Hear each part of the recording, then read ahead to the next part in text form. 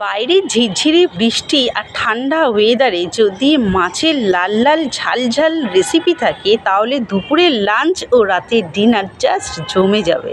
প্রথমে আগে থেকে ধুয়ে রাখা নুন হলুদ মাখানো মাছগুলো গরম তেলে লাল লাল করে ভেজে তুলে নেব।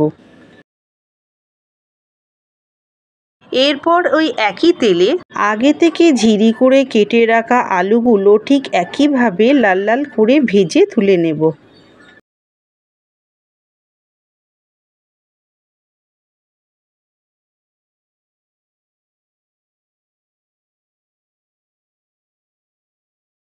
এরপর মশলার জন্য বেশ কিছুটা পেঁয়াজ নিয়ে ঝিরি ঝিরি করে কেটে নেব।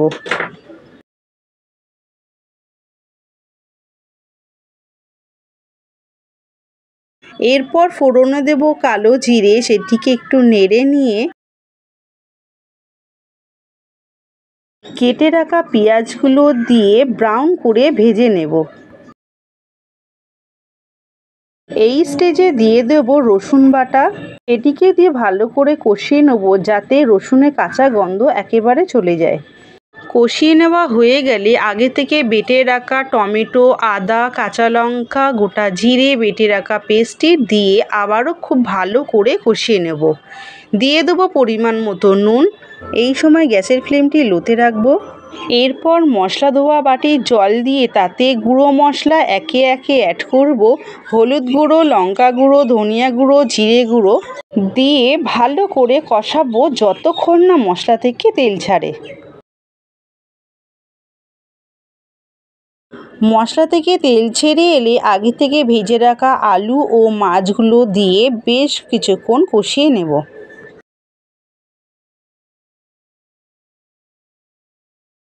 এই স্টেজে দিয়ে দেবো পরিমাণ মতন জল।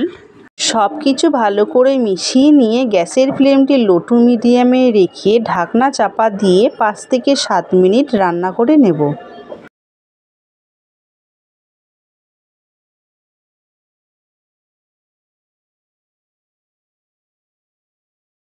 এখানে আলুগুলো একেবারে সেদ্ধ হয়ে গেছে। পরিবেশনের জন্য কিন্তু পারফেক্টলি রেডি আর ট্যাংরা মাছের ঝাল। রান্না হয়ে গেলে নামানোর আগে ওপর থেকে গরম মশলা গুঁড়ো ছড়িয়ে আলতো হাতে নেড়ে নিয়ে ঢাকনা চাপা দিয়ে রাখবো যতক্ষণ না পরিবেশন করব। তাহলে দেখে বুঝতেই পারছেন দেখতে কতটা লোভনীয় হয়েছে, খেতে কিন্তু খুবই সুস্বাদু হয়েছিল। বাড়িতে একবার হলেও বানানোর অনুরোধ রইল। ভিডিওটি পুরোপুরি দেখার জন্য অসংখ্য ধন্যবাদ।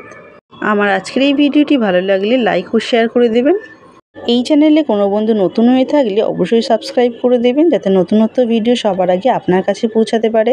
আর ভিডিওটি ফেসবুক থেকে দেখে থাকলে অবশ্যই ফলো করে দেবেন। ফিরছি নতুনত্ব ভিডিও নিয়ে, ততক্ষণে ভালো থাকবেন, সুস্থ থাকবেন, টাটা।